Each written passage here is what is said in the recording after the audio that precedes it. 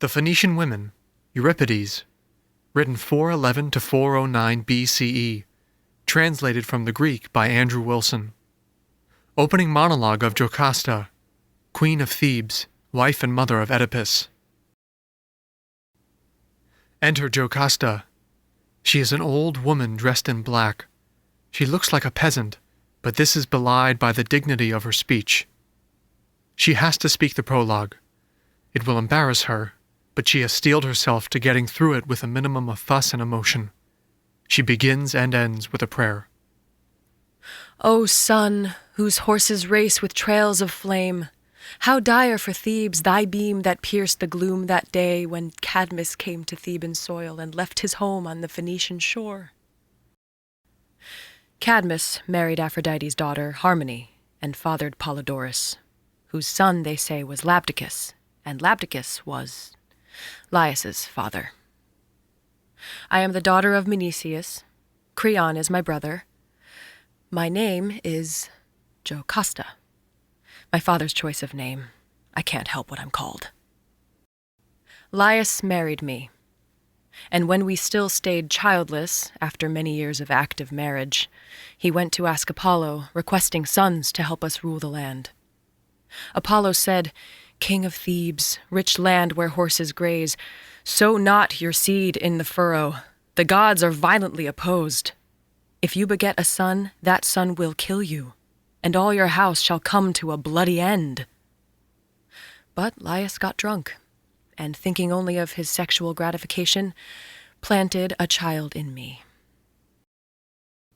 When the baby was born, he began to realize what he'd done, flouting the gods' express command.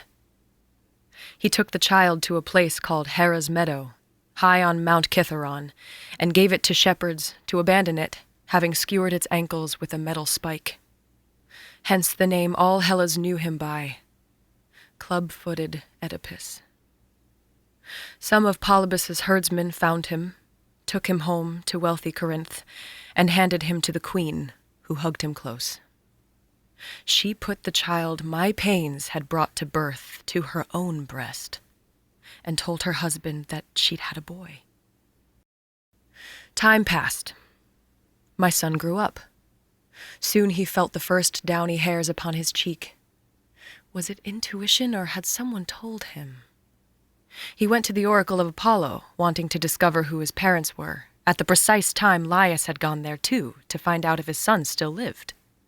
Their routes led them both to the same spot, a place in Phocis where the road splits into two. And Laius's driver shouted at my son, "Get off the road, the king wants to come past." But Oedipus walked on as if he hadn't heard, aloof and arrogant. The horses caught him with their hooves, and Oedipus's feet began to bleed, and then... But what's the point of all these details? The crime's what counts. The son killed the father, took the chariot, gave it to Polybus, the man who'd brought him up. Time passed. The monstrous Sphinx was victimizing Thebes, and as I no longer had a husband, my brother Creon advertised my marriage bed. I was on offer, the reward for the man who solved the riddle of the Sphinx. Somehow Oedipus, my son, became the one to understand her song, and for his effort received the royal scepter of this land. He married his mother unawares, poor boy. Nor did his mother know it was her son she clung to nightly in her bed. I bore my son 4 children, 2 boys, Eteocles and mighty Polynices, and 2 girls. One, whose father chose her name, was Ismene, her elder sister, named by me, Antigone. When he found out the bed he'd slept in was his mother's, Oedipus punished himself savagely, appallingly. He put his eyes out, stabbing at them with my gold dress pins until his eye sockets were a mess of blood. Time passed.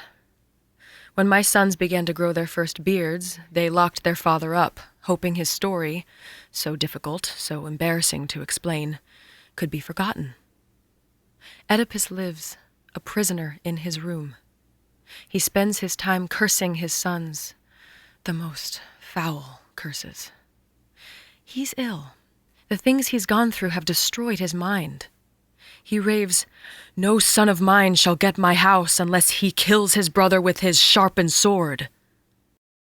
The pair of them panicked, and afraid the gods might activate the curse if they stayed here together, agreed that Polynices, the younger, should leave Thebes. He was quite willing to go, while Eteocles should stay and rule the land. Each year they would change over. But once he'd got his seat firmly on the throne, Eteocles refused to give it up and drove Polynices out of Thebes. He went, now stateless, to Argos, made friends there with the king Adrastus, married his daughter, and has returned to Thebes, leading a mighty force of Argive spearmen. Reaching our city here with its 7 gates, he is demanding his father's scepter and his share of land.